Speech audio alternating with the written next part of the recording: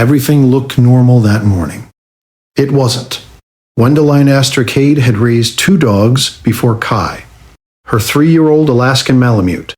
So when he trotted into the living room that Sunday carrying his empty steel food bowl in his mouth and refused to set it down, she didn't think twice. Dogs did odd things. He'd probably just finished eating and wanted attention. Her son Bodhi, 17 months old, was standing nearby in red fleece pajamas, and the moment Kai got close, Odie started screaming. The full body, red-faced kind of screaming that made Wendeline's stomach drop before her brain caught up. She crouched beside him instinctively, one hand raised, already halfway convinced the dog had frightened him. Kai, no. Down, she said, sharp enough to startle herself. He didn't drop the bowl. He didn't back off either.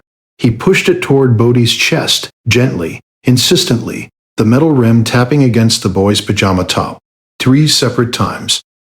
Wendeline had spent a decade around big northern breeds. She knew resource behavior when she saw it. Dogs who fixate on an object near a child, who won't disengage no matter how many times you correct them. She'd read the incident reports.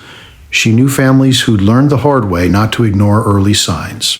She picked Bodhi up, moved him to the kitchen, and put Kai in the hallway with the bowl still clamped in his jaw. He scratched at the baby gate for 11 minutes straight. She counted because counting felt like doing something. What she didn't know yet, what no one in that living room could have known, was that Bodhi had eaten 2 spoonfuls of peanut butter oatmeal 20 minutes earlier, a food he'd had only once before, months ago, without incident. Food allergies in toddlers don't always announce themselves with hives first. Sometimes the earliest signal is internal, chemical, and entirely invisible to a parent standing 3 feet away. By the time Wendeline noticed the faint puffiness starting around Bodhi's lips, 4 more minutes had passed. She still didn't connect it to the dog. She called the pediatric on-call line instead, describing a crying toddler and a strange rash, and was told, calmly but firmly, to get him to urgent care immediately if his breathing changed at all. It was in the car, merging onto the highway, that she understood what she'd been looking at from the wrong angle the entire time. Kai hadn't wanted his bowl. He'd wanted Bodhi near something solid, something he could push against. The way working dogs in emergency response are trained to physically anchor a person in distress. He'd been trying to keep the boy in one place, close to her, at the exact moment his body had begun reacting to something she hadn't yet identified. At the urgent care clinic, Dr. Anamdi Farrow examined Bodhi's face and throat and confirmed a mild but active allergic reaction. Manageable, caught early, nowhere near the window where things become dangerous.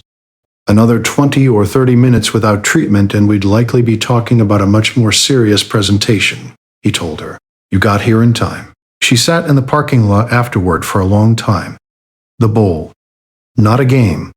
Not a tantrum. A dog doing the only thing he had the tools to do, pushing something physical between the boy and whatever he sensed had started to go wrong. Has your dog or cat ever done something that made absolutely no sense until it was the only thing that made sense? Tell us in the comments. We read every single story. Kai still carries that bowl sometimes out of habit more than anything now. Wendeline doesn't put him in the hallway anymore when he does.